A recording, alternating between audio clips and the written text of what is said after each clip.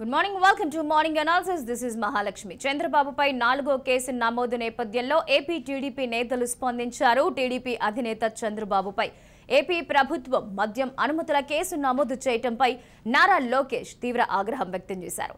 కక్ష సాధింపుకు మరో రూపమే జగన్ అని మండిపడ్డారు. కక్ష సాధింపులో Jagan Andhra gold president మడల్ brother అంటూ ఘాటుగా స్పందించారు. పిచ్చికి వాడుతున్నట్టే కక్ష సాధింపు ధోరణికి కూడా మందులు వాడాలన్నారు. ఇక రాష్ట్రంలో నాసిరకం మద్యం తాగి 35 లక్షల మంది రోగాల బారిన పడ్డారని, 30,000 మంది ప్రాణాలు కోల్పోయారని లోకేష్ వెల్లడించారు. ఎవరి హయాంలో లిక్కర్ దందా జరుగుతుందో చర్చకు సిద్ధమా అని సవాల్ విసిరారు. మందుబాబుల తిట్లు వినే ధైర్యం జగన్ కు ఉందా అని ప్రశ్నించారు. ఇక చంద్రబాబుపై మద్యం పేరుతో మరో అక్రమ కేసు కూడా పెట్టారని వ్యాఖ్యానించారు అచ్చెన్నాయుడు. ఇక టీడీపీ హయాంలో అక్రమాలు జరిగాయని ఇప్పుడు కేసు పెడతారా? 4.5 ఏళ్లుగా ఎందుకు మౌనంగా ఉన్నారు అంటూ కూడా ప్రశ్నించారు. రైట్, ఇక ఇవాల్టి మార్నింగ్ అనాలిసిస్ లో మనతో పాటు పార్టిసిపేట్ చేస్తున్నారు గౌతమ్ శిరీష గారు టీడీపీ నుంచి, విజయ్ కుమార్ జనసేన నుంచి పార్టిసిపేట్ చేస్తున్నారు. అదేవిధంగా దుగ్గరాజు శ్రీనివాస్ గారు అనలిస్ట్. నమస్తే అండి. నమస్కారం అండి. రైట్, శిరీష గారు చెప్పండమ్మా, టీడీపీ వాయిస్ అనేది బలంగా వినిపించినట్టయితే తీసుకోవాల్సిన చర్యలు ఏదైతే ఆర్ద్రత మీ గొంతులో వినిపిస్తోందో పనుల్లో అది కనిపించట్లేదు అనే కొన్ని విమర్శలు కూడా సొంత పాటలో వినిపిస్తున్నాయి. ఎందుకంటే ఇన్ని రోజులుగా ఏదైతే ఈ స్కామ్ పేరు చెప్పి అరెస్ట్ చేశారో దాని చుట్టూ ఉన్న జనాలందరూ బయటకు వచ్చారు, కానీ బాబు గారు మాత్రం ఇంకా లోపలే ఉన్నారు. అంటే ఇన్నేళ్లు సీఎంగా పాలించిన ఒక విజన్ ఉన్న వ్యక్తికి మర్యాద ఇదేనా? మహాలక్ష్మి గారు, మీకు ప్రేక్షకులకి పెద్దలు ఇద్దరికి నమస్కారాలండి. మీరు అన్న మాటలో విమర్శలు అన్నవి అంగీకరిస్తాం గాని అది టీడీపీ వాళ్ళు చేస్తున్నారన్న దాని మీద మాత్రం అంగీకరించమండి. ఈ రోజు టీడీపీ మాది టీడీపీ పార్టీలో ఉన్న నిజమైన కార్యకర్తలు గాని నాయకులు గాని చంద్రబాబు నాయుడు గారిని అరెస్ట్ చేసినప్పటి నుంచి ఎలాగా తెగించి వాళ్ళ మీద కేసులు పెట్టినా ఇబ్బంది పెట్టినా కూడా ఈ రోజు శాంతియుతంగా మేము దీక్షలు గాని రిలేలు గాని నిరసనలు గాని తెలియజేస్తున్నామో మీ అందరికీ తెలుసు. ఏ ఒక్క షాపులు మూయించట్లేదు, ఎక్కడ రైళ్లు తగలబెట్టట్లేదు, ఎక్కడ ఎటువంటి అల్లర్లు చిల్లర పనులు ఏమి టీడీపీ వాళ్ళు చేయట్లేదు. అయినా 52 రోజుల నుంచి ఏదో ఒక రకంగా మేము నిరసనలు ఇబ్బంది లేకుండా ప్రజలకి అర్థమయ్యేలా, ముఖ్యంగా చంద్రబాబు నాయుడు గారి మీద పెట్టినవి అక్రమ కేసులు, ఎటువంటి ఆధారాలు సాక్ష్యాలు లేవు అని ఈ రోజు టీడీపీ వాళ్ళే కాదు, రాష్ట్రంలో దేశంలో ప్రపంచంలో న్యాయ శాస్త్రం తెలిసిన వాడు మెదడు ఉన్న ప్రతి ఒక్కరికి అర్థమవుతుంది. ఈరోజు వైసీపీ వాళ్ళకు కూడా అర్థమవుతుంది. ఇన్ఫాక్ట్ ఆ సైకో జగన్ రెడ్డి తప్పితే ఇతర నాయకులు కూడా ఈరోజు వణుకుతున్నారని కూడా మాకు తెలుసు. ఎందుకంటే చాలా నీచంగా రాజకీయంలో గాని ప్రజా రంగంలో గాని అసలు ఎటువంటి నీచానికి బరి తెగించి స్థాయి మరిచి దిగజారి ఈరోజు జగన్ రెడ్డి ఆయన చెప్పు చేతల్లోని బానిసలుగా పనిచేస్తున్న సిఐడి అధికారులు గాని ఇతర అధికారులు గాని ప్రవర్తిస్తున్నారో ఈరోజు ప్రతి ఒక్కరికి తెలిసేలా చేస్తున్నాం. కాకపోతే మీరు అన్నారే ఎందుకు మాట్లాడట్లేదంటే ఈరోజు రాజ్యాంగం అంటే ఒకటి ఉందండి. ఆ రాజ్యాంగాన్ని జగన్ రెడ్డి గారు ఈరోజు ఆయన పాటించకపోయినా మేము పాటిస్తున్నాం.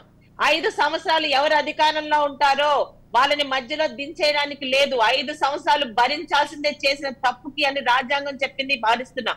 అదే జగన్ రెడ్డి గారు ఈ రోజు రాజ్యాంగం ప్రతిపక్షాలకు గాని ప్రజలకు గాని మాట్లాడే వాళ్ళకి ఇచ్చిన అధికారాన్ని తీసేసుకుంటున్నారో లేదో మీకు తెలుసు. ఇక చంద్రబాబు నాయుడు గారి మీద పెట్టిన కేసు పూర్తిగా వ్యక్తిగతమైన అక్రమ కేసు అని ప్రతి ఒక్కరికి అర్థమవుతుంది.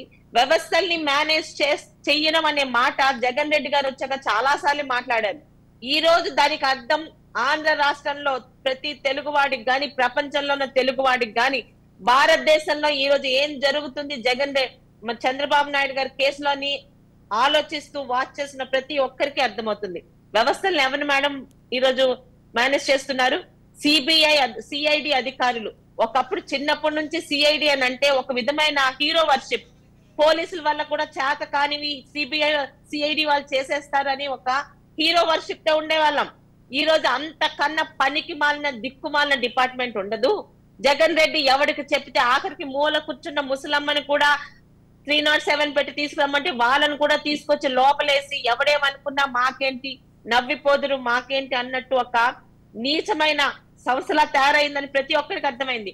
ఒకప్పుడు సిఐడి అన్నా పోలీసులు అన్నా ఒక విధమైన భయం గౌరవం ఉండేది.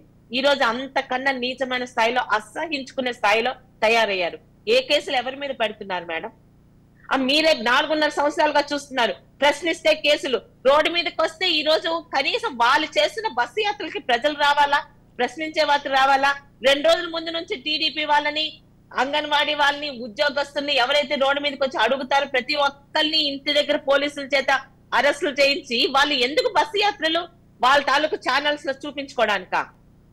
ఈ రోజు చంద్రబాబు నాయుడు గారి మీద ఈ రోజు ఒక నిన్న మద్యం కేసు పెట్టారు. We expected. ఎందుకంటే ఈ రోజు ఇంటీరియం బెయిల్ వస్తుందని అందరికీ తెలుసు. నంగనాచి కబుర్లు చెప్తున్నాడు కదా జగన్మోహన్ రెడ్డి. ఆయన్ని అరెస్ట్ చేసినప్పుడు నేను లండన్ లో ఉన్నాను, నాకు సంబంధం లేదని, ఈ రోజు బెయిల్ వస్తుందని నా కొత్త కేసు ఎందుకు పెట్టారు అర్థం చేసుకోలేని అమాయకులు ఇంకా ఆంధ్ర రాష్ట్రంలో గాని, తెలుగు వాళ్ళు గాని, మేధావులు గాని ఉన్నారంటారా? తెలిసి మేము పోరాడుతున్నాం, తెలిసి కూడా తప్పులు మాట్లాడుతున్న మేధావులు ఇంకా ఉన్నారు వైఎస్ఆర్పీ తరపు నుండి. ఎంత ఘోరంగా ఉందంటే దేనికి కేసులు పెడుతున్నారు? అంతకన్నా హాస్యాస్పదం ఏంటంటే గత నెల రోజులుగా బీజేపీ అధినేత పురంధరేశ్వరి కాదు, ఏ లిక్కర్ స్కామ్ మీద ఈ రోజు జగన్మోహన్ రెడ్డి భారతదేశంలోనే లిక్కర్ అమ్ముకుంటూ బ్రతికే ఏకైక సీఎం గా పేరుగాంచిన మన జగన్మోహన్ రెడ్డి గారి మీద, ఆయన చేసిన లిక్కర్ స్కాముల మీద స్వయాన కేంద్ర అధికార పార్టీ తాలూకా ప్రతినిధి అయిన పురంధరేశ్వరి గారు ఎలా పోరాటం చేస్తున్నారో, జగన్ రెడ్డిని గాని ఆయన తాలూకు అనుచరులు గాని అరెస్ట్ చేయాలని మాట్లాడుతుంటే అది పక్కన పెట్టి ఈ రోజు ఇంకా ఏం దొరకాలి చంద్రబాబు నాయుడు గారి మీద అని చెప్పి అది కొత్త కేసు ఎందుకు పెట్టారు అర్థం కాలేని అమాయకులు ఉన్నారంటారా మేడం? ఎందుకంటే ఈ రోజు ఇంటీరియం బెయిల్ వస్తుంది కాబట్టి. ఈ రోజు మాది ఒక్కటే ఆశ, మేమేమి ఈ రోజు సార్ వస్తారని మేమేమి ఊహించట్లేదు. ఎందుకంటే ఈ రోజు మేము డీల్ చేస్తుంది ఒక పైశాచిక సునకానందం పొందుతున్న Jagan Mohan Reddy and his team గురించి. లిక్కర్ లో ఎవరండి ఉన్నారు? గత 4.5 సంవత్సరాలుగా కనీసం క్రెడిట్ కార్డ్స్ బిల్లు లేకుండా ఓన్లీ డబ్బులు చెల్లించితేనే లిక్కర్ లో కోట్ల తాడేపల్లికి వెళ్తుందని తెలియదా ఎవరికి? ఈ రోజు ఆ లిక్కర్ స్కామ్ చంద్రబాబు నాయుడు గారి మీద పెడతారా? 4.5 సంవత్సరాలు కాముగా ఉండి ఈ రోజు ఎందుకు పెడుతున్నారు అర్థమవుతుంది కదా. అయితే ఆ వెర్రి జగన్మోహన్ రెడ్డికి అర్థం కాంది ఏంటంటే, నువ్వు 50 రోజులు పెట్టు, 60 రోజులు పెట్టు, ప్రతి ఒక్క తెలుగువాడు ఈ రోజు మెదడు ఉన్నవాడు, రాష్ట్ర సంక్షేమం గురించి ఆలోచించేవాడు, నువ్వు తప్పుడు కేసులు పెట్టి చంద్రబాబు నాయుడు గారిని ఇబ్బంది పెడుతున్నావని అనుకుంటున్నారు తప్పితే ఆయన తప్పు చేసి లోపల ఉన్నారని ఎవ్వడు అనుకోవట్లేదు. నీ దగ్గర నీ తాలూకా మాటలు మాట్లాడుతున్న నీ మనుషులు తప్పితే. అలాగే నువ్వు మనం దుగ్గరాజు గారితో మాట్లాడే ప్రయత్నం చేద్దాం. దుగ్గరాజు గారు, గుడ్ మార్నింగ్ అండి. రైట్, ఈరోజు జరుగుతున్న వ్యవస్థనంతా కూడా ఏ విధంగా చూడాలి? అంటే ఎన్నేళ్ళైనా కూడా చేసిన తప్పుకి ఇప్పుడు పర్ఫెక్ట్గా అన్ని సెక్షన్స్ అమలు చేస్తుంది, న్యాయం గెలుస్తుంది అని అనుకోవాలా? లేదంటే వ్యవస్థల్ని ప్రశ్నించే స్థాయి నుంచి వ్యవస్థల్ని మేనేజ్ చేస్తూ పర్సనల్ విషయాలకి వాడుకునేలాగా, అంటే ఏదైనా రాజకీయాల్లో మనం ఏదైనా తప్పు చేస్తే ప్రభుత్వాన్ని నిలదీయాల్సింది పోయి వ్యక్తిగత రాజకీయాలు, వ్యవస్థకి సంబంధించిన రాజకీయాలు కాకుండా వ్యక్తిగత రాజకీయాలే రాజ్యం వెళుతున్నాయి అనుకోవాలా? అందరికీ నమస్కారం అండి. సో రాజకీయాల స్థాయి దిగజారిందండి ఆంధ్రప్రదేశ్లో. సో రాజకీయాలలో ప్రత్యర్థులు ఉంటారు, రాజకీయ ప్రత్యర్థులు ఉంటారు, కానీ రాజకీయంగా శత్రువులు ఉండకూడదు. సో శత్రుత్వం అనేటువంటిది మంచిది కాదు. సో ఆ శత్రుత్వ స్థాయికి రాజకీయాన్ని తీసుకెళ్లారు ఈ ముఖ్యమంత్రి గారు. సో ప్రజలు ఆయనకి ఇచ్చినటువంటి మ్యాండేట్ ఏదైతే ఉందో, పద్ధతి ఏదైతే ఉందో, దాన్ని సక్రమంగా వినియోగించట్లేదనిపిస్తోందండి. చంద్రబాబు గారు నిజంగా ఆయన పరిపాలించే సమయంలో తప్పులు చేశాడా లేదా పరిపాలనలో అవినీతి జరిగిందా లేదా అనేటువంటిది ఏ మాత్రం సందేహం ఉన్నా దాన్ని పరిశీలించి తేల్చాల్సిందే. అయితే పద్ధతి మాత్రం ఇది కాదండి. సో ఇప్పుడు చేస్తున్నటువంటి దీంట్లో నిజానికి ఇక్కడ అభ్యంతరం ఏంటంటే, ఆ స్కిల్ స్కామ్లో కూడా అభ్యంతరం ఏంటంటే, ఆయన అరెస్ట్ కాదండి అభ్యంతరం. అరెస్ట్ కోర్టు తర్వాత న్యాయస్థానానికి వెళ్తుంది. ఆ సిఐడి ఆఫీసర్ కానీ ఎవరైతే ఇన్ఛార్జిగా ఉన్నారో ఆయన పని ఏమిటి? ఒకసారి ఇన్వెస్టిగేషన్ పూర్తి చేసిన తర్వాత తన దగ్గరికి ఏవైతే సాక్ష్యాలు వచ్చాయో అవన్నీ కోర్టుకు సమర్పించాలి. అంతవరకు ఆయన బాధ్యత. ఇక ఆ తర్వాత నోరు ఇప్పడానికి వీల్లేదండి ఎక్కడా కూడా. కానీ ఆయనే పని కట్టుకొని విజయవాడలో పెడతాడు ప్రెస్ కాన్ఫరెన్స్, హైదరాబాద్లో పెడతాడు ప్రెస్ కాన్ఫరెన్స్, ఢిల్లీ వెళ్ళి కూడా పెడతాడు. ఇది ఎక్కడా కూడా ఏ ఈడీ ఆఫీసులో, సిబిఐ ఆఫీసులో ఇలాంటి పనులు చేయలే. అదేవిధంగా పబ్లిక్ ప్రాసిక్యూటర్ ఏం చేయాలి? లేదా ఇప్పుడు అక్కడ ఉన్న అడిషనల్ అడ్వకేట్ జనరల్ అని ఆయన ఏం చేయాలి? ఆ సిఐడి ఇచ్చిన సమాచారం అందుకొని కోర్టులో వాదించి నిజంగా చంద్రబాబు నాయుడు తప్పు చేసి ఉంటే ఆయనకు శిక్ష పడేలా వాదించండి. కానీ బయట ఎందుకు చేస్తున్నారంటే బయటికి వెళ్ళి ప్రెస్ కాన్ఫరెన్స్లు పెట్టడం అనేటువంటిది, ప్రెస్లో మాట్లాడటం అనేటువంటిది, సాక్ష్యాలుగా సేకరించిన విషయాలని ప్రజలకు చూపించడం, అది కోర్టుకు చూపించాల్సిన విషయం. అది కోర్టు డాక్యుమెంట్. ఒకసారి నువ్వు సాక్ష్యం తీసుకొని అది కోర్టుకు సమర్పించిన తర్వాత అది కోర్టుకు సంబంధించింది. అలా కాకుండా ఇదిగోండి సొంతకాలు అని వాళ్ళు ఇష్టం వచ్చినట్టు కట్ పేస్ట్ చేసి చంద్రబాబు నాయుడు సొంతకాలన్నీ చూపిస్తున్నారండి. దీన్ని బట్టి ఏమనిపిస్తుందంటే ఎవరికైనా సరే ఇది కావాలని చేస్తున్నటువంటిది, ఉద్దేశపూర్వకంగా పెట్టిన కేసు అనిపిస్తుంది. నార్మల్గా కేసు పెట్టుంటే అయిపోయేది అంతవరకు. కేసు ఫైల్ చేస్తారు, వాదనలు అక్కడ జరగాలి, కోర్టులో జరగాల్సిన వాదనల్ని కోర్టు బయట చేయటం వల్ల ఎవరు ఆఫీసర్స్, రాజకీయ నాయకులు చేస్తారు, కోర్టు బయట ఇష్టం వచ్చినట్టు మాట్లాడవచ్చు. సో కాబట్టి ఒక విషయం ఏమర్థమవుతుందంటే ఇది కక్షపూరితంగా చేస్తున్నటువంటి రాజకీయం, కక్ష ప్రేరేపితంగా పెట్టిన కేసులు అనేది అర్థమవుతుందండి ఎవరికైనా సరే సాధారణంగా చూసిన వాళ్ళకి. ఇక రెండోది, ఇప్పటికే ప్రజలందరికీ ఆంధ్రప్రదేశ్లో కానీ బయట కానీ అర్థమైన విషయం ఏమిటంటే చంద్రబాబు నాయుడిని ఎన్నికల్లోపు బయటికి రానిచ్చే ఉద్దేశం ఈ అధికార పార్టీకి లేదు అనేటువంటిది. సో రాజు తలుచుకుంటే దెబ్బల కొదవ అనేటువంటి పాత సామెత లాగానే జగన్మోహన్ రెడ్డి తెలుసుకుంటే కేసులు కొదవలేదండి. ఏమైనా పెట్టవచ్చు, ఎవరి మీదైనా పెట్టవచ్చు. ఇప్పుడు నేను మాట్లాడుతున్నాను, ఇలా నా మీదైనా పెట్టవచ్చు, ఏదైనా రేపు వచ్చేసి మా ఇంటి తలుపు తట్టుగా పెట్టవచ్చు. సో కాబట్టి ఇలాంటి పనులు జరుగుతున్నప్పుడు నిజంగానే రాజకీయ తప్పిదం అవుతుందండి ఇది. సో వాళ్ళు ఏదో చంద్రబాబు నాయుడు జైల్లో ఉంచాం అనుకుంటున్నారేమో, కానీ అది చివరిగా అంతిమంగా వాళ్ళకే నష్టం జరుగుతుందండి. ఇంతకుముందు ఎవరు ఎక్కువగా మాట్లాడుకొని, అంటే ఇంతవరకు కూడా జగన్మోహన్ రెడ్డి అందించినటువంటి సంక్షేమ కార్యక్రమాలు ఏవైతే వాటి గురించే ప్రజల్లో మాట్లాడుకుంటున్నటువంటి స్థితి నుంచి వాళ్ళుగా చంద్రబాబు మీదకి మార్చారండి. ఇప్పుడు చంద్రబాబు గురించి మాట్లాడుకుంటారు, పోలుస్తున్నారు. అంటే అప్పుడు జరిగింది ఏమిటి, ఇప్పుడు జరిగింది ఏమిటి, ఉద్యోగ కల్పన ఏమిటి, అభివృద్ధి ఏమిటి, ఈ విషయం మీదకి చర్చను మళ్లించడం అనేటువంటి పొరపాటు జగన్మోహన్ రెడ్డి చేశారండి. అంటే వారు వాడినటువంటి, శిరీష్ గారు వాడినటువంటి సైకో అలాంటి పదాలు నేను వాడను, కానీ రాజకీయ తప్పిదాలు అవుతున్నాయండి. అంటే మీరు ఆశించింది ఒకటి, మీరు అంతిమంగా పొందబోతున్నది ఒకటి అనేటువంటిది ఎలాగైనా రిజల్ట్ నెగిటివ్ గానే వస్తుందని అంటారు. నెగిటివ్ గా జరుగుతుందండి. అంటే ప్రస్తుతం మాత్రం జరుగుతోంది. ఏ వర్గాలైతే చంద్రబాబు నాయుడు సృష్టించినటువంటి ఐటీ సౌకర్యాల వల్ల ఏ వర్గాల పిల్లలైతే బాగా బాగుపడ్డారు, అంటే ఐటీ రంగంలోకి వెళ్ళారు లేదా విదేశాలకు వెళ్ళగలిగారు, ఆ కుటుంబాలన్నీ కూడా ఇప్పుడు చంద్రబాబుకు మద్దతుగా మాట్లాడుతున్నాయండి. వాళ్ళల్లో ఆయన మీద సింపతి పెరిగింది. సో రైట్, మనతో పార్టిసిపేట్ చేస్తున్నారు జనసేన నుంచి విజయ్ కుమార్ గారు. వెల్కమ్ టు మార్నింగ్ అనాలిసిస్ అండి విజయ్ కుమార్ గారు. గుడ్ మార్నింగ్ అండి. నమస్కారం. నమస్కారం విజయ్ కుమార్ గారు. రీసెంట్ గా జరిగిన సిల్వర్ జూబ్లీ ఫంక్షన్ లో, మన Hitech City silver jubilee function లో, ఐటీ సిల్వర్ జూబ్లీ వేడుకల్లో చాలా ఎమోషనల్ అయ్యారు బండ్ల గణేష్ గారు. ఎందుకంటే పవన్ కళ్యాణ్ తరువాత అంత ఎమోషనల్గా ఫీల్ అయింది మేబీ చంద్రబాబు గారి మీదేనేమో. ఒక్కసారి ఆయన మాట్లాడుతూ ఉన్నప్పుడు అందరూ కూడా అంటే పిన్ డ్రాప్ సైలెంట్గా ఆయన ఏం మాట్లాడుతున్నారో విన్నారు. అంటే ఐటీ ఉన్నన్ని రోజులు చంద్రబాబు గుర్తుంటారు, శ్రీకృష్ణుడు అంతటి వాడే జైలుకి వెళ్ళొచ్చాడు, అలాంటి చేత ఆయన దేవుడు అనకుండా పోతామా, వనవాసం చేసిన రాముణ్ణి కూడా దేవుడనే అంటున్నాం, ఒక 40 రోజులు వెళ్ళొచ్చినంత మాత్రాన మాకు దేవుడు కాకుండా పోడు చంద్రబాబు నాయుడు అంటూ చాలా అద్భుతంగా ఆయన బండ్ల గణేష్ గారు ఎమోషనల్గా స్పీచ్ ఇచ్చారు.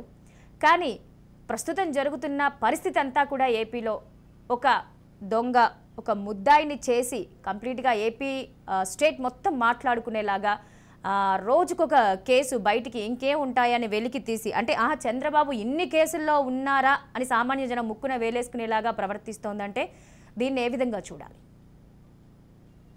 మేడం, మీకు అలాగే ప్యానెల్లో ఉన్న ఇతర మిత్రులకి అలాగే రాజ్ న్యూస్ వీక్షకులకి అందరికి కూడా శుభోదయం అండి. ఇక్కడ 2-3 అంశాలండి. ఒక అంశం, రాజ్యాంగం ఒకటి కల్పించిన హక్కుకి, ప్రజాస్వామ్యం ఇచ్చిన అధికారానికి, రాజ్యాంగం ద్వారా నిర్మితపడ్డ ఒక పవర్కి అక్కడ ప్రమాణం చేశారు. ఎవరి మీద?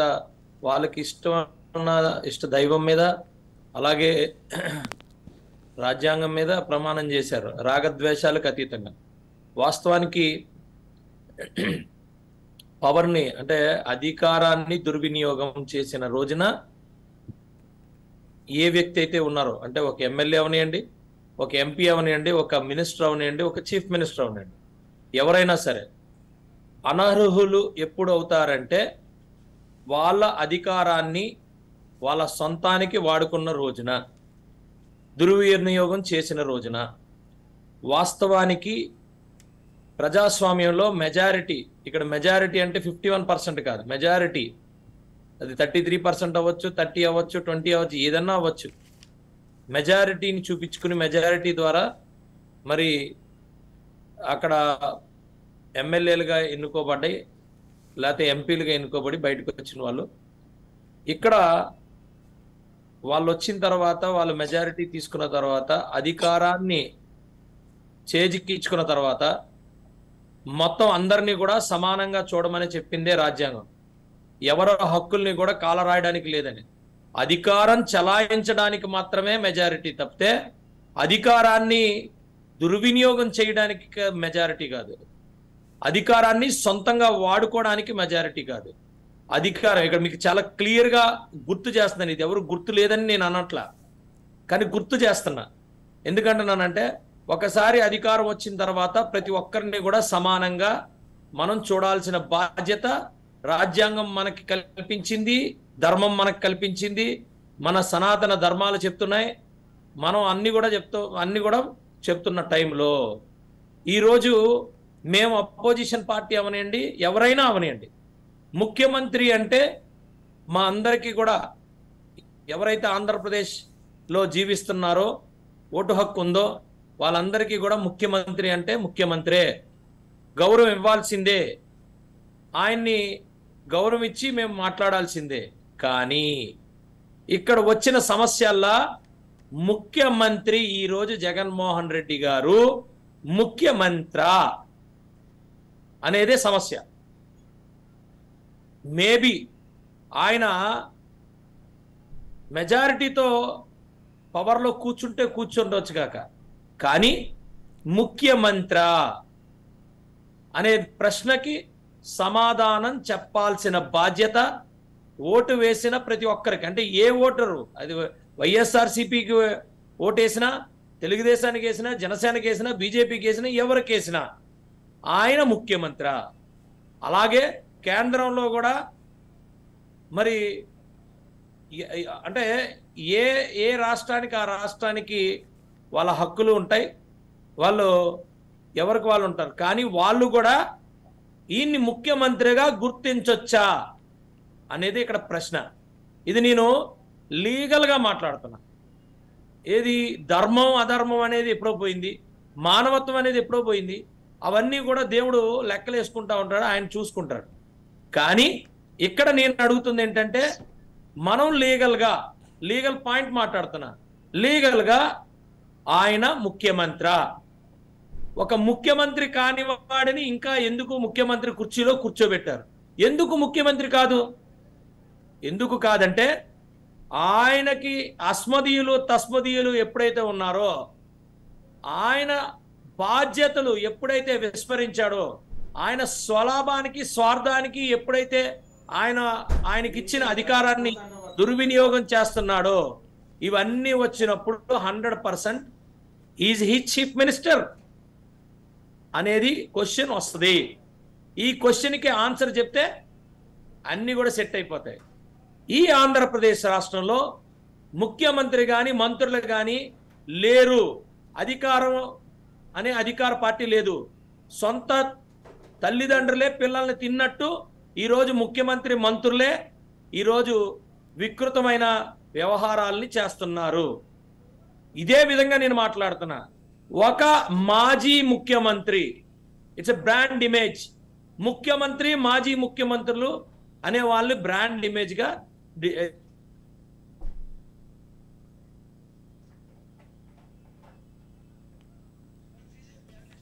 రైట్ అండి. విజయ్ కుమార్ గారిది లైన్ కట్ అయినట్టుంది. శిరీష గారు, మీరు చెప్పండి. రాష్ట్రంలో జరిగే పరిస్థితులను బట్టి చోటు చేసుకుంటున్న పరిణామాలనేవి ఖచ్చితంగా ప్రజల మీద ప్రభావం చూపుతాయి. దగ్గరలో ఎలక్షన్స్ ఉన్న నేపథ్యంలో ప్రజల్లోకి ఏ విధంగా బాబుని వెళ్లకుండా అడ్డుకునే ప్రయత్నం చేసి విజయం సాధించారనుకోవాలా? అన్నిటిని కూడా ఈ రోజు క్రోడీకరించుకొని అన్నిటి మీద కూడా కేసులు పెడతానంటే మీరు ఒక్కసారి అర్థం చేసుకోండి, ఏ ముఖ్యమంత్రి అయినా ఆర్డర్ వేయగలరా? ఆర్డర్ అనేది ఏ జీవో అయినా అది ఒక గవర్నర్ పేరు మీదే వస్తుంది, అది గుర్తుపెట్టుకోండి. మరి అందరూ ఇరుక్కుంటారు కదా, ప్రతి ఒక్కరు ఇరుక్కుంటారు కదా, మరి వీళ్ళ తండ్రి గారి పేరు మీద కూడా మరి కేసులు పెట్టాలి కదా, వీళ్ళ తండ్రి గారి పేరు మీద కూడా బోల్డ్ ఉన్నాయి కదా. ఇవన్నీ ఏమవుతాయంటే ఒక పద్ధతిలో వెళ్ళిన తర్వాత దాన్ని తెక్కగా చేస్తే దాన్ని సైకో అనే అంటారు, సైకలాజికల్ డిజార్డర్ అని అంటారు. అంటే మేము అపోజిషన్ పార్టీలో ఉండి మేము మాట్లాడట్లేదు. మేబీ నేను ఇప్పుడే శ్రీనివాసరావు గారు మా సిస్టరు శిరీష గారు అన్నదానికి నేను అనలేనని అంటున్నారు, కానీ ఎందుకు అనలేరు? మీలాంటి వాళ్ళు ఎందుకు అనలేరు? సైకలాజికల్ డిజార్డర్ ఉన్న వాళ్ళకి సైకో అనే అంటారు. నేనంటే ఆవిడ అన్నప్పుడు నేను లేను కానీ లైవ్లో నేను చెప్తున్నా, సైకలాజికల్ డిజార్డర్ ఉందా లేదా? సైకలాజికల్ డిజార్డర్ ఉన్నోళ్ళు అర్హులా ముఖ్యమంత్రిగా? లేదు, is all perfect. Then what is it? అయితే ఏంటి అనేది కూడా మనం మాట్లాడుకోవాలి కదా. ఇప్పుడు ఎస్ అబ్సల్యూట్లీ 17A ఈరోజు సుప్రీంకోర్టు డైరెక్ట్గా మరి హైకోర్టులు కానీ ఇవన్నీ కూడా కేవలం జగన్మోహన్ రెడ్డి గారి కోసం రాయలేదు. వచ్చిన తర్వాత 100% దాని నిర్ణయాలు వస్తాయి. వచ్చిన తర్వాత 100% ఆ నిర్ణయాలు వచ్చిన తర్వాత డెఫినెట్గా మనం మాట్లాడాల్సిందే. ఈరోజు అన్నిటికన్నా ముఖ్యం, కేసులు పెట్టడం కన్నా ఇంకోదన్నా కన్నా ముఖ్యం, ముందు ఇలాంటి వాళ్ళని ముఖ్యమంత్రి చేయకుండా ఏం చట్టాలు చేయాలి? ఇలాంటి వాళ్ళు ఒకవేళ వచ్చి అంటే 5 సంవత్సరాలు టైం ఉన్నా కూడా సైకలాజికల్ డిజార్డర్తో ఉండే వాళ్ళు వచ్చి ఒకవేళ ఎక్కేశారనుకోండి, పీఠం ఎక్కేస్తే ఇలాగే ఉంటుంది. మరి దానికి ఏంటి పరిస్థితి? అది కూడా ఓ దగ్గర చెక్ పాయింట్ పెట్టుకోవాలి కదా మనం. లేదంటే ఎవడు పడితే ఆడు వచ్చేసి ముఖ్యమంత్రి అయిపోయి తండ్రి ఇంకోటో లేదు ఇంకొకటో లేకపోతే నేను ఎలాగోలాగా వచ్చేస్తాను ఒకసారి కావాలన్నాడు వచ్చేసి ముఖ్యమంత్రి అయిపోయి ఇంకా 5 సంవత్సరాలు భరించాలి అంటే ఎంతమంది చచ్చిపోవాలి, ఎంతమంది బతకాలి? ఇది కూడా మనం చర్చించుకోవాల్సిన point. Coming to the point, silver జూబ్లీయో లేకపోతే ఇంకోటో మాట్లాడదాం. అక్కడ కొంతమంది గుమ్ముగూడారు. ఎస్, కృతజ్ఞత అనేది ఒకటి ఉంటుందండి. ఆ కృతజ్ఞత అనేది లేకపోతే మనం ఏం చేయలేం. తండ్రి తర్వాత తండ్రి చిన్న నా బాబాయ్ వేలు పట్టుకొని అతన్ని నడిపించి అతని వెనకాతలు ఉంటే అతనికి కృతజ్ఞత అనేది చూపించాల్సిన బాధ్యత ఉంది. ఈవెన్ దో రాగద్వేషాలకు అతీతంగా ఒక ముఖ్యమంత్రి కుర్చీలో కూర్చున్నప్పుడు డెఫినెట్గా మనం ఎవరిని మరి ఇబ్బంది పెట్టకుండా చేయాలి. కానీ ఒక తండ్రి తర్వాత తండ్రి ధర్మం ఉన్నదా లేదా, కొడుకు ధర్మం ఉందా లేదా? కృతజ్ఞత అనేది లేకుండా ఉండే వ్యక్తి ఎవడన్నా ఉన్నాడంటే, చెల్లెలు ఈయన జైల్లోకి వెళ్తే చెల్లి మొత్తం ఆంధ్రప్రదేశ్ అంతా నడిచింది, కృతజ్ఞత ఏది? అలాగే తల్లి వెన్నంటి నిలబడి నా కొడుకు ఓటేయించండి అన్నది, ఆవిడ ఎక్కడుందో కృతజ్ఞత ఏది? ఏదైతే ముఖ్యమంత్రి అవ్వాలని చెప్పి ఒక కోడికత్తి సీను 5 సంవత్సరాల నుంచి జైల్లో ఉన్నాడు, కృతజ్ఞత ఏది? ఓట్లేసిన ప్రజలు ఈరోజు ఇబ్బందులు పడుతున్నారు, కృతజ్ఞత ఏది?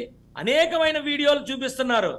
ఎవరో బాబు మీకు మేము నాయకులమి, మేము ఎంపీటీసీలు జడ్పీటీసీలమి అని మాకేమీ జరగట్లేదన్న వాళ్ళకి కృతజ్ఞత ఏది? సర్పంచులు మేము అందరము వైఎస్ఆర్సీపీ సర్పంచులమే కానీ మా పవర్స్ ఏవి అన్న వాళ్ళకి కృతజ్ఞత ఏది? అంటే అన్న వాళ్ళ కోసం కృతజ్ఞత ఏది? ఇవన్నీ కృతజ్ఞత లేని పరిస్థితుల్లో ఆయనకు ఉండకపోవచ్చు. కానీ ఒక 5,000 నోట్లో పెట్టుకుని ఇగో పలానా ముఖ్యమంత్రి ఆ రోజు తీసుకున్న నిర్ణయాలు, ఆ రోజు రోడ్ల మీద యుఎస్ అమెరికా రోడ్ల మీద ఫైళ్లు పట్టుకొని ఒక ముఖ్యమంత్రి హోదాలో ఫైళ్లు పట్టుకొని రోడ్డు మీద దొరికింది తిని అందరినీ తీసుకొచ్చి నేను ఇక్కడికి వచ్చి తీసుకొచ్చి ఈ అందరికన్నా ముందుగా సాఫ్ట్వేర్ని అంటే బెంగళూరు తర్వాత సాఫ్ట్వేర్ని చాలా ఫాస్ట్గా అందుకొని జీరో నల్ ఏమీ లేని దగ్గర నుంచి క్రియేట్ చేసిన ఒక వ్యక్తి వల్ల మేము ఈరోజు 5 ఏళ్ళు నోట్లో పోతున్నాయి అనుకునే వ్యక్తులకి ఈరోజు కృతజ్ఞత ఉన్నది కాబట్టే అలా మాట్లాడారు. నేను కూడా పక్కనే ఉండి నేను వర్క్ చేశాను హుదూద్లో. ఆయన కాబట్టే 10-15 రోజుల్లో విశాఖపట్నానికి చేసేస్తాం ఏదో చేసేస్తాం, విశాఖపట్నాన్ని అంతకో చేసేస్తాం, విధానం చేసేస్తాం అన్నారు. నేను ఈరోజు చెప్తున్నా, విశాఖపట్నం హుదూద్కి నాకు తెలిసి మళ్ళా 250 కిలోమీటర్ల స్పీడ్తో ఇంకొక తుఫాన్ వస్తుందని నేను అనుకోను, రాకూడదని ప్రార్థిస్తున్నా. అలాంటి ఒక తుఫాన్ వచ్చిన రోజున, విశాఖపట్నం అనేది నామరూపాలు లేకుండా పోయిన రోజున ఆయన ఇక్కడికి వచ్చి కూర్చొని మళ్ళా విశాఖపట్నాన్ని 15 రోజుల్లో విశాఖపట్నం వాసులకి మళ్ళా ఇచ్చాడు. కాబట్టే కృతజ్ఞతతో ఎంత అబద్ధాలు చెప్పినా నలుగురికి నలుగురు ఎమ్మెల్యేలు నిలబెట్టింది అది ప్రజలు, విశాఖపట్నం ప్రజలు కృతజ్ఞత చూపించడం అంటారు దాన్ని. ఎంత వేవ్ వచ్చినా కూడా విశాఖపట్నంలో నలుగురు ఎమ్మెల్యేలు టీడీపీ ఎమ్మెల్యేలు ఉన్నారు. కాబట్టే ఎందుకు ఉన్నారు, ప్రజలు కృతజ్ఞత చూపించారు, మళ్ళా మా విశాఖపట్నాన్ని మీరు మాకు ఇచ్చారని. ఈ విశాఖపట్నం నలుగురు ఎమ్మెల్యేలని ఎంత చేసినా తెలుగుదేశం వచ్చింది కాబట్టి ఈ విశాఖపట్నాన్ని ఎలాగో ఒకలాగా నాశనం చేయాలని చెప్పి ఎక్కడ పడితే అక్కడ కబ్జాలు చేసి ఎక్కడ పడితే అక్కడ విశాఖపట్నం క్యాపిటల్ అని చెప్పి మొత్తానికి నాశనం చేసిన వ్యక్తులు ఎవరో ఈ రోజు విశాఖపట్నం తెలుసు, ప్రతి ఒక్కరికి తెలుసు. ఇక్కడ కృతజ్ఞత అనేది మాత్రం డెఫినెట్ గా ఉంటుంది. విజయ్ కుమార్ గారు మేడం, నిర్ణయాలు తీసుకోవచ్చు గాక, తప్పవచ్చు ఒప్పవచ్చు, కానీ తప్పుడు నిర్ణయాలు ఎప్పుడు తీసుకోరు ఎవరు. దానివల్ల లబ్ధి పొందిన వాళ్ళు డెఫినెట్ గా ఇంకా బెటర్ గా అని చెప్పి కొత్త ముఖ్యమంత్రులు ఇస్తాం, ఇంకా బెటర్ గా అని కొత్త వాళ్ళకి అవకాశాలు ఇస్తాం. బెటర్ గా చేయమంటే తీసుకెళ్లి పాతాళంలోని పడేస్తారని ఎవడు ఊహించడు, ఎందుకంటే భూమి మీదన్నా ఉంచుతారు. దీనికి మేము మాట్లాడేటప్పుడు మేమేమి ఆయన ఇలాగున్నాడు లేకపోతే ఆయన ఫేస్ కట్ చూడండి అని మేమేమి అనలేగా. ఆయనకి ఏమైనా సైకాటిక్ ప్రాబ్లం ఉందా అని అడుగుతున్నాం.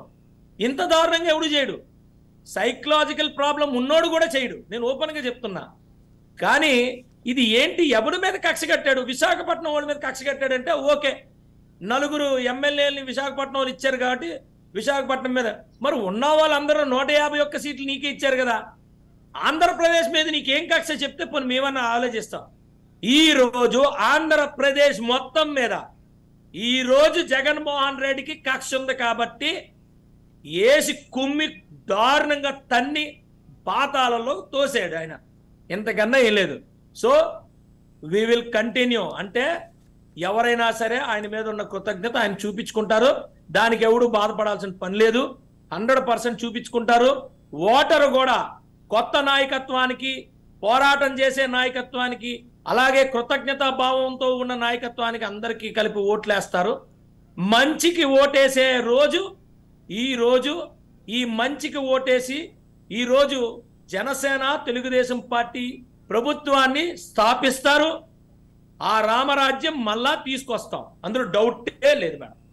రైట్ విజయ్ కుమార్ గారు. శిరీష గారు మీరు చెప్పండి, అంటే చంద్రబాబును అరెస్ట్ చేయటం వల్ల సోకాల్డ్ మీ టీడీపీ మీ నేతలు మీరు తప్పితే ఎవరు కూడా దీనికి సంబంధించి విమర్శలు చేయటం లేదు, లేదంటే ఇక్కడ ధర్నాలు చేసి ఏమి రోడ్ల మీదకి వచ్చి ఎవరు గొడవలేమి చేయట్లేదు అన్నట్టుగా వాళ్ళు మాట్లాడుతూ ఉన్నారు. బట్ రాజకీయాల్లో అంటే రాష్ట్రంలో జరిగే పరిస్థితుల్ని బట్టి, జరుగుతున్న పరిణామాలను బట్టి ప్రజల మైండ్ సెట్ అనేది డిపెండ్ అయి ఉంటుంది, అది ఎలక్షన్లో ప్రభావం తప్పకుండా చూపిస్తుంది. ఈ నేపథ్యంలో దగ్గరలో ఎలక్షన్స్ ఉన్న నేపథ్యంలో మేము ఎటు కూడా ప్రజల్లో తిరగనివ్వకుండా చంద్రబాబుని చేసి విజయం సాధించుకుంటున్నామన్న విజయ గర్వంతో ఉన్నారా, లేదంటే మీరు అన్నట్టుగా భయపడి ప్రజల వద్దకు చేరకుండా చంద్రబాబుని కట్టడి చేసే ప్రయత్నం చేస్తున్నారా? మహాలక్ష్మి గారు, ఇందాక పెద్దలు దుగ్గరాజ్ శ్రీనివాస్ గారు ఒక మాట అన్నారు, రాజకీయంగా ప్రత్యర్థులు ఉండాలి, రాజకీయంగా శత్రువులు ఉండకూడదు. ఎస్, అలాంటి విలువలు గల కుటుంబాల నుంచి వచ్చాము. రాజకీయాల్లోకి వచ్చి 7-8 సంవత్సరాలైనా ప్రజా జీవితంలో ఉన్న తాతల్ని తండ్రుల్ని చూస్తూ పెరిగాం కాబట్టి ఐ అగ్రి. కానీ అది టిల్ జగన్ రెడ్డి ఎంటర్ అయినంత వరకే అండి. ఎలాంటి రోజుల్లో ఉన్నామండి, ఏ రోజైనా పవిత్ర దేవాలయంగా మనం భావించే అసెంబ్లీలో ఒక్కసారి అధికారంలోకి వచ్చాక అధికార పార్టీ ప్రతిపక్ష పార్టీలు పోటీలు పడి ప్రజలకు ఏం చేస్తారని, వాళ్ళు ఏం చేశారని అర్ధరాత్రి వరకు అసెంబ్లీలు జరిగే రోజుల్లో మేము చూసామండి. ముఖ్యంగా బడ్జెట్ సమావేశాలు రాత్రి 11-12 వరకు పోటీలు పడి మేము చేశామని, మీరు ఇవి చెయ్యాలని చాలా ఒక friendly politics, to be I have to say friendly politics జరిగిన రోజులు చూసాం. అలాంటి వాతావరణంలో, అలాంటి అసెంబ్లీలో ఒక మాజీ ముఖ్యమంత్రి భార్యని, తల్లి స్థానంలో ఉన్న ఆవిడ గురించి, ఆవిడ పిల్లల గురించి, డిఎన్ఏల గురించి మాట్లాడినా వెధవలు ఉన్నారు. ఇంకా ఆ మాటలు మాట్లాడలేకుండా ఉండలేకపోతున్నామండి. ఆ రాజకీయాలు చూసాము, ఆ నాయకులను చూసాము. ఈ జగన్ రెడ్డి లాంటి సైకోని ఇంకా అంతకన్నా పెద్ద పదవి ఉంటే అది కూడా ఈ వాడాలనుంది. ఎందుకంటే అంత నీచంగా ఉన్నాడు. వాళ్ళు మాట్లాడినప్పుడు ఆయన తాలూకా వెక్కిలి నవ్వులు చేస్తుంది. ఒక్కసారి మీరు మళ్ళీ రిప్లై చూస్తే కూడా ఎవరికైనా అదే ఫీలింగ్ వస్తుంది. రెండోది, ఇప్పుడు మీరు మాట్లాడారు, ప్రజలేమీ స్పందించటం లేదు, ఓన్లీ నాయకులే చేస్తున్నారు అన్నది వాళ్ళు అంటున్నారండి. వాళ్ళు అంటనే ఉంటారు. కళ్ళకి కనిపించనివి అన్ని సాక్షిలో చెప్పేవి, సాక్షి మాట్లాడేవి, వైసీపీ మాట్లాడేవి 1% కూడా నిజాలు ఉండవు. ఒకవైపు బస్సు యాత్రలు వాళ్ళవి తుస్సుమంటున్నాయి. బలవంతంగా తీసుకొచ్చిన అంగన్వాడీ, డ్వాక్రా, ఆశా వర్కర్లు గాని, ఆటోల్లో తరలించిన వాళ్ళు గాని భయపడి పారిపోతున్నారు. అయినా మా బస్సు యాత్రలు, సామాజిక యాత్రలు చాలా బాగున్నాయని అబద్ధాలు చెప్తారు. అలాగే రేపు ఒక యాత్ర గాని, ఒక ప్రోగ్రామ్ ఉందని కానీ ముందు రోజు మమ్మల్నే కాదు, మీరు నమ్మరు, ఆఖరికి ఒక అంగన్వాడీ టీచర్, అంగన్వాడీ వర్కర్ ఇంటి దగ్గర కూడా ఇద్దరు పోలీసులు పెట్టి హౌస్ అరెస్ట్ చేస్తూ వీళ్ళంటి మాట్లాడుతున్నారు. చంద్రబాబు నాయుడు గారి గురించి ఒక నిశ్శబ్ద విప్లవం ఎలాగ గత 50 రోజులుగా రాష్ట్రంలోనే కాదు, దేశంలోనే కాదు, ప్రపంచంలో ప్రతి తెలుగువాడు, ప్రతి సాఫ్ట్వేర్ రంగంలో ఆయన పుణ్యాన్ని ఉన్న వాళ్ళందరూ ఎంత గౌరవంగా మేము ఈ రోజు నిరసన తెలియజేస్తున్నామో ఈ వైసీపీ వాళ్ళు అనకపోయినా అవసరం లేదు. ఈ రోజు ఛానల్స్ ఉన్నాయి, 2, 3 నిజాలు చూపించే, నిర్భయం చూపించే ఛానల్స్ ఉన్నాయి. అన్నిటికన్నా మించి సోషల్ మీడియా ఉంది. ఎక్కడేమవుతుందో తెలియలేదు అనుకుంటున్నారా? ఇక మేము ఈ రోజు చంద్రబాబు నాయుడు గారి మీద ఒక వ్యక్తిగత కక్ష కాదు అని చెప్పే ధైర్యం ఉందా వైసీపీ వాళ్ళకి? ఏంటండి లిక్కర్ స్కామ్ లో పెద్ద ఆయన పేరు మీకన్నా నవ్వు రావట్లేదా? ఎవడండి లిక్కర్ స్కామ్ ని ఇవాళ ఆంధ్ర రాష్ట్రంలోని తాగుబోతులు తాగకపోతే మా రాష్ట్రం నడవదు అనే దానికి దిగజార్చింది ఎవడు? వచ్చే 10 సంవత్సరాలు బ్యాంకులకి మా రాష్ట్రంలో ప్రజలు బాగా తాగుతారు, బాగా ఆదాయం వస్తుందని అప్పులు తీసుకుంది ఎవడు? నిన్నటి వరకు, ఈ రోజు వరకు కూడా ఎక్కడ online payments, credit card payments లేకుండా ఇష్టం వచ్చినట్టు నకిలీ లిక్కర్ బాటిల్స్ అని ప్రజలు ఇందాక పెద్ద ఆయన అన్నారు 34 లక్షల మంది ప్రాణాలతో కోల్పోతున్నట్టు వాళ్ళ ఆరోగ్యాలతో ఆడుకుంటుంది ఎవడు? ఆ జగన్మోహన్ రెడ్డి, ఆ లిక్కర్ కింగ్, ఆ మాఫియా కింగ్ ఈ రోజు ఇంకొక మీద పెడతారా? దానికి సిఐడి అనే అత్యుత్తమ సంస్థని ఈ రోజు వాడుకుంటున్నారు. సిగ్గు శరం వదిలేశారు. ఈ రోజు ఆఫీసర్లు రేపటి ఎంపీలు అవుతున్నారు. గమనిస్తున్నారు కదా? వాళ్ళకి కావాల్సింది అదే. ఈ రోజు రిటైర్ అయ్యి ఇలాంటి అడ్డదారిలో వెళ్ళే అడ్డదారిలో వెళ్ళే ఆఫీసర్లనే అంటున్నారు. ఐఏఎస్ ఐపీఎస్ ఆఫీసర్లు రేపు పొలిటీషియన్స్ కాదా? అవ్వటం లేదా? ఇలాంటి వాళ్ళ దీంట్లోని ఆంధ్ర రాష్ట్రం కానీ ఈరోజు దేశం కానీ సేఫ్ గా ఉందండి. చంద్రబాబు నాయుడు గారి గురించి నిన్న కాక మొన్న హైదరాబాద్ లో ఒక కాన్సర్ట్ జరిగింది. ఆయన ఏమి హైదరాబాద్ లోని పోటీ చెయ్యట్లేదని ఆ రోజు ఉదయమే పేపర్ లో చెప్పారు. ఆయన వాళ్ళందరికీ పని లేక వచ్చారా మేడం? 500 రూపాయలకి బిర్యానీ ప్యాకెట్లు ఇచ్చిన వాళ్ళు చదువుకున్న వాళ్ళు, వాళ్ళ తల్లిదండ్రులు, వాళ్ళ పిల్లలు, వాళ్ళ ఇంట్లోని అమ్మమ్మలు, తాతమ్మలతో సహా వచ్చారు. ఎందుకు? చంద్రబాబు నాయుడు గారికి కృతజ్ఞత. ఆ పదం జగన్మోహన్ రెడ్డికి ఎప్పుడు లేదు. ఇందాక ఎవరు అన్నట్టు సొంత బాబాయినే ఇంకొక బాబాయి కొడుకు చేత చంపించిన ఘనత, చంపించిన చరిత్ర జగన్మోహన్ రెడ్డిది. అయితే ఇక్కడ ప్రజలకి భయపడి, ప్రజల గురించి ఆలోచించే చంద్రబాబు నాయుడు గారిని పక్కన పెట్టి ప్రజల్ని భయపెట్టి మోసం చేసే జగన్ రెడ్డిని ఎన్నుకున్నారు. ఎన్నుకున్న వాళ్ళ కోసం ఈ రోజు రాష్ట్రం అంతా బాధపడుతున్నాం. మామూలుగా కాదు. ఈ రోజు అడుగుతున్నానండి, ఈ రోజు అధికారం గురించో పదవుల గురించో ఈ రోజు తెలుగుదేశం కానీ మేము కానీ పోరాటం లేదు. చంద్రబాబు నాయుడు గారు 3 సార్లు ముఖ్యమంత్రిగా చేశారు, 3 సార్లు ప్రతిపక్ష నాయకుడిగా చేశారు. ఆయన చూడని పదవులా?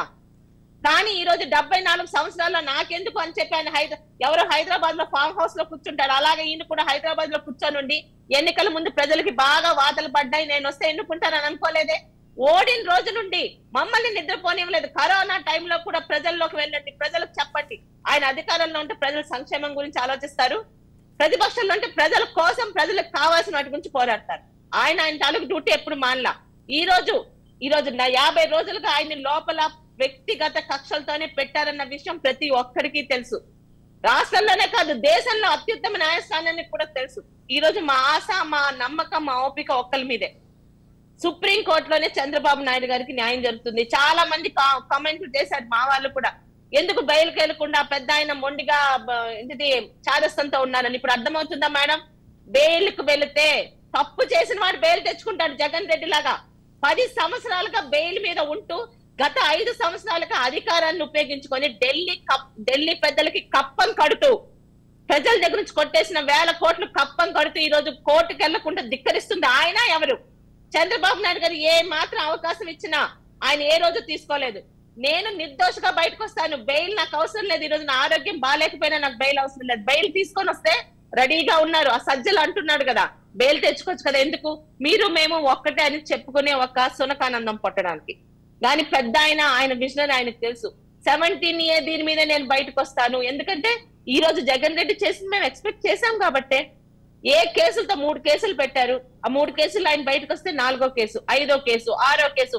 ఇందాక పెద్దలు అన్నారు కదా ఎన్నికల వరకు చంద్రబాబు నాయుడు గారు రాకపోతే పార్టీ బలహీన పడిపోతుందని ఎవరు చెప్పారు మేడం? తనొక్కడే ఆయన అధినేతగా పార్టీని ముందుకు తీసుకురాలే జగన్ రెడ్డి లాగా. ఈరోజు ఛాలెంజ్ చేస్తున్నాను, జగన్ రెడ్డి లోపలికి వెళ్తే వీళ్ళు ధర్నాలు చేస్తారో, మేమంటే మేము ముఖ్యమంత్రులు అవుతామని పోటీ పడతారో, వాళ్ళ అలీబాబా 150 దొంగల్లాగా రమ్మనండి. నేను ముఖ్యమంత్రి పోటీ పడతాడు, ఒక్కడైనా రోడ్డు మీదకి వస్తాడా? ఈ రోజు చంద్రబాబు నాయుడు గారు లోపల ఉన్న పార్టీని ఎక్కడ కుంటుపడకుండా నడిపిస్తున్నారు. ఈ రోజు నారా లోకేష్ గారు కానీ చంద్రబాబు నాయుడు గారితో సమానంగా పార్టీలో ఉంటూ ఇన్ని సంవత్సరాలు ఒడిదుడుకులు ఎదుర్కొంటూ పార్టీ మారకుండా ఉన్న చాలా మంది సీనియర్లు ఉన్నారు. మాకు ఆ ధైర్యం ఉంది. కాకపోతే మా బాధ అంతా తప్పు చెయ్యకుండా ఒక అధినేత 74 సంవత్సరాల వయసులో ఆయన ఒక రైతు బిడ్డ మేడం. ఆయన జైల్లో ఉన్న ఏసీ లేకపోయినా ఏసీ ఉన్న ఒక్కలానే తట్టుకునే మానసిక స్థైర్యం అయింది. కానీ ఎన్ని రోజులు ఆయన నిజంగా బెయిల్ మీద రాలేరా? బెయిల్ మీద వచ్చి హ్యాపీగా ఆయన రెస్ట్ తీసుకోలేరా? కానీ 17A అన్న దీని గురించి తను భవిష్యత్తులో ఈ జగన్ రెడ్డి లాంటి సైకోల వల్ల ఎవరు ఇబ్బంది పడకుండా ఈ రోజు భారతదేశం చరిత్రలోని 17A ఒక కొత్త అర్థం చెప్పబోతున్నారు చంద్రబాబు నాయుడు గారు. ఆయన శిక్ష వేసుకుంటున్నారు ప్రజల గురించి, ముందొచ్చే గురించి. ఇందాక పెద్దలు అన్నారు, రేపు ఏ మంత్రి గాని ఏ ముఖ్యమంత్రి గాని ఎటువంటి సంతకాలు పెట్టగలరా మేడం? వచ్చిన ప్రతి ఒక్కడు జగన్ రెడ్డి లాంటి ఒక నీచపు వ్యక్తి లాగా కేసులు పెట్టుకుంటూ పోతే, నువ్వు వచ్చి కేసులు పెట్టు, రేపు నేను వచ్చి నీ మీద కేసులు పెట్టుకుంటానని పోతే ఏంటి ఇంకా ఆంధ్రప్రదేశ్ జరిగేది? ఎవరు సంతకాలు పెడతారు దేని మీద అయినా? దానికి 17A అన్న దాని మీద రేపు ఒక చారిత్రాత్మక తీర్పు రాబోతుంది. మాకు రాష్ట్రంలోనున్న కోర్టుల మీద నమ్మకం లేదు. ఈ రోజు ఈ రోజు చంద్రబాబు నాయుడు గారి మీద కూడా బ్రెవరీస్ డైరెక్టర్ గా ఎవరండి కేసు పెట్టాడు? వాసుదేవ రెడ్డి. అర్థమవుతుందా? ఎవరు తన సొంత కులాలకి ఈ రోజు ప్రతి ఒక్కరికి ఎంత మందికి ఉద్యోగాలు గాని ఇంత మందికి పదవులు గాని ఇస్తుంది ఎవడండి? ఈ జగన్ రెడ్డి ఆ కులాల గురించి మాట్లాడుతుంది. గతంలో ఎన్నడూ లేని విధంగా ప్రతి కులంలో 2 వర్గాలు. ఈరోజు రాజకీయాలు అనేవి ఫ్రెండ్లీ పాలిటిక్స్ ఉండాలి. ఇంతవరకు అలాగే ఉన్నాం. ఓన్లీ ఎన్నికల వాళ్ళకే నువ్వు ఒక నా ప్రత్యర్థివి, ఎన్నికల తర్వాత పెళ్లిళ్ళకి పిలుస్తారు, ఇంట్లో ఫంక్షన్లకు పిలుస్తారు, కనిపిస్తే ఆత్మీయంగా మాట్లాడుకుంటారు.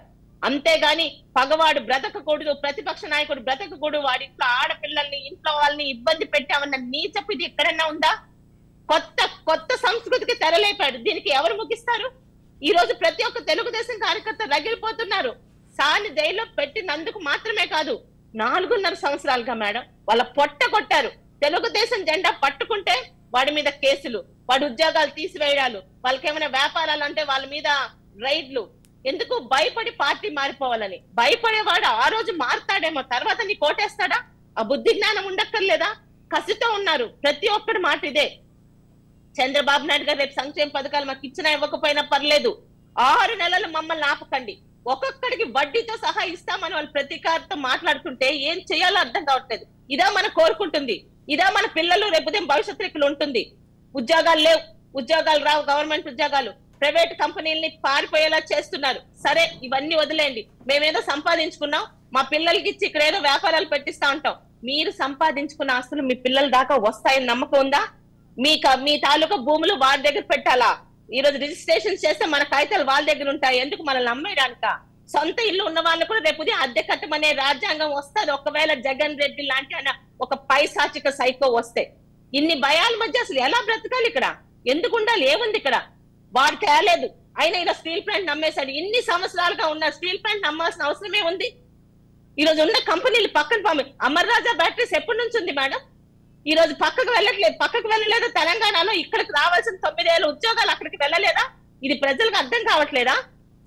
ఇందాక సోదరుడు అన్నారు ఇంకా మంచిగా పరిపాలిస్తానంటే ఇంకా ఏదైనా ఎక్స్ట్రాలు తీసుకురావాలని. ఈ రోజు అన్నా క్యాంటీన్లు లేవు, చంద్రన్న బీమాలు లేవు, ఈ రోజు పెళ్లి కానుకలు లేవు, చంద్రన్న కానుకలు లేవు, నిరుద్యోగ భృతి కూడా ఎత్తేసాడు. వీళ్ళ గురించి యూత్ ఈ రోజు ఓట్లేసింది. ఛాలెంజ్ చేస్తున్నాను, ఈ రోజు అంటే 4.5 సంవత్సరాలుగా పోనీ ఒక్క కులానికి, ఒక్క ప్రాంతానికి, ఒక్క జిల్లాకి, ఒక్క గ్రామానికి జగన్ రెడ్డి వల్ల, వైసీపీ వల్ల మంచి జరిగిందని ఎవరైనా చెప్పుకునేవాడు ఉన్నాడా? దళితుల మీద దాడులు, డాక్టర్ సుధాకర్ గారు చనిపోయిన పాపం ఎవరిది మేడం? మనది కూడా. అదే విశాఖపట్నం అంటే చాలా మంచి ఊరు. విశాఖపట్నం రోడ్ల మీద ఆయన్ని కొడుతుంటే కనీసం ముందుకు రాలేకపోయారు. ఎందుకు? భయం. పోలీసులు అంటే భయం. ఒకప్పుడు ఉంచండి, పోలీసులు అంటే భయం. ఈ రోజు ఎందుకండి? వాళ్ళు మన ఇంట్లో మనం డబ్బులు ఇచ్చి పెట్టుకునే జీతకాల కన్నా నీచంగా ప్రవర్తిస్తున్నారు. రైట్ శిరీష గారు. అచ్చెన్నాయుడు గారు ఫోన్ లో మాట్లాడితే అచ్చెన్నాయుడు గారు ఫోన్ లో కలిసి మాట్లాడుకుందామన్న ఆయన మీద 307 సెక్షన్ పెడతారా? అదే ఊర్లో దువ్వారు శ్రీకాంత్ అని ఆయన మనుషులు తీసుకొని కర్రలు కట్టాలు పట్టుకొని ఒక గ్రామం మీద దాటికెళ్ళింది మనం చూడలేదా? ఆయన మీద ఎఫ్ఐఆర్ ఉండదు. ఇది మన పోలీస్ వ్యవస్థ. శిరీష గారు, దుగ్గరాజ్ గారు చెప్పండి, ఏదైనా అంటే న్యాయ వ్యవస్థ అనేది ప్రభుత్వానికి కట్టుబడి ఎప్పుడూ పనిచేయదు, ఇండివిజువల్ గానే నిర్ణయాలు తీసుకుంటుంది. అప్పుడప్పుడు ప్రభుత్వం మీద కోర్టులు మొట్టికేళ్లు వేసిన సందర్భాలు కూడా మనం చూస్తూ ఉంటాం. కానీ ప్రజెంట్ సిచ్యువేషన్ అంతా మారిపోయిందా? అంటే ఎవరు అధికారంలో ఉంటే వాళ్ళ మాట వినేలాగా సిబిసిఐడి కానీ పోలీసు వ్యవస్థ కానీ పనిచేస్తుందా? ఎందుకంటే ఆనాడు చంద్రబాబు హయాంలో కూడా జగన్ అరెస్ట్ అయిన సంఘటనలు మనం చూసాం. అంటే ఈ రెండింటినీ కంపేర్ చేయడం అనేది ఏ విధంగా చూడాలంటారు? అంటే నిజానికి జగన్ అరెస్ట్ కి చంద్రబాబుకి ఆ రోజు సంబంధం లేదండి. అది కేసు పెట్టిన వారు వేరు, ఆ కేసులు వేరు. అది ఈడీ పెట్టిన కేసులు. ఈడీ పెట్టిన కేసుల్లో ముద్దాయిగా ఉన్న అతను తన నిర్దోషాన్ని నిరూపించుకోవాలండి. ఇప్పుడు చంద్రబాబు మీద పెట్టిన కేసులో ఆయన దోషి అనేటువంటి విషయం సిఐడి వాళ్ళు నిరూపించాలి. ఈ తేడా ఉంది. అందుకని దీన్ని పోల్చడం అనవసరం. ఇక రెండోది, శిరీష్ గారు చాలా ఆవేశపడుతున్నారు, కానీ ఒక విషయం గమనించాలి శిరీష్ గారు. సో అత్యవసర పరిస్థితి సమయంలో కూడా, అప్పటికి వీరి వయసు తెలియదు కానీ మేము విద్యార్థులుగా ఉన్నాం, ఇంతే భయపడ్డారు. మాట్లాడితే మా యూనివర్సిటీకి వచ్చి మమ్మల్ని కొట్టుకుపోయేవారు పోలీసులు. అయినా సరే చిట్ట చివరికి ఓటు వేసే రోజు ఓటుకున్న శక్తి ఏమిటో చూపించారు. సో దాని కారకురాలు ఇందిరాగాంధీతో సహా ఓడిపోయారు అందరూ కూడా. మనకు అదే స్ఫూర్తి కావాలండి. సో అత్యవసర పరిస్థితుల్లో ఏం జరిగిందో భయపడ్డారు, వణికారు, పోలీసులు చూస్తే పారిపోయాం. కానీ ఆయన మనం ఓటు వేయాల్సి వచ్చినప్పుడు సక్రమంగా ఓటు వేశాం. నాకు ఆంధ్ర రాష్ట్ర ఓటర్ విజ్ఞత మీద ఇంకా విశ్వాసం ఉంది. ఇక రెండోది, ఎంతకాలం పోలీసులు చుట్టూ పెట్టుకొని ఏ పాలకుడైనా సరే రేపు చంద్రబాబు అయినా సరే పోలీసుల అండతో పరిపాలన చేయలేరండి. ఎవరు చేసినా ప్రజాభిమానంతోనే చేయాలి, ఓటర్ అభిమానంతోనే చేయాలి, ఓటర్ను మెప్పించాలి. ఆ ప్రయత్నం చేసి ఉంటే జగన్మోహన్ రెడ్డి అనుకునేట్టుగా తన 30 ఏళ్ల ముఖ్యమంత్రి అనేటువంటిది ఫలించేదేమో. కానీ దృష్టి అంతా కూడా రాజకీయ కోణం నుంచి నడుస్తోందండి. పరిపాలన మొత్తం కూడా రాజకీయ కోణం నుంచి నడపడం అనేటువంటిది మొదలు పెట్టడమే, అంటే ప్రారంభ అడుగే తప్పు అడుగుతో మొదలైందండి ఈ ప్రభుత్వం. సో నీకు దృష్టి అంతా కూడా నిర్ణయాలు ఎలా ఉండాలి, ఎవ్వరూ కూడా అంటే రాజధాని నిర్ణయం మొదలుకొని అన్నీ కూడా వ్యక్తిగత ద్వేషం, వ్యక్తిగత ఎజెండాతో జరుగుతున్నాయండి. సో ఎక్కడా కూడా ఒక ముఖ్యమంత్రి చేశాడు కాబట్టి నేను దాన్ని ఆపేస్తాను అనేటువంటి ఆలోచన బహుశా ఎక్కడ చరిత్రలో ఏ సీఎం చేసినట్లేదండి. సో చంద్రబాబు హైదరాబాద్ని అభివృద్ధి చేస్తున్నప్పుడు తర్వాత వచ్చిన రాజశేఖర రెడ్డి ఎక్కడ ఆపలే.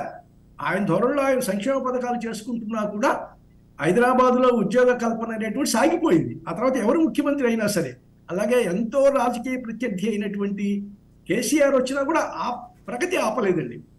సో కాబట్టి ఈ ఒక్క చిన్న విషయం నేను మొదట్లోనే చెప్పాను, రాజకీయ ప్రత్యర్థులు అనేటువంటి విషయం మర్చిపోయి రాజకీయ శత్రుత్వం అనేటువంటి అపరిపక్వ ధోరణి అండి. అంటే చిన్న వయసులోనే అన్ని రకాల అనుభవాలు వచ్చేసిన తర్వాత వాడికి ఏ జీవితం మీద ఎదురు ఉండదండి.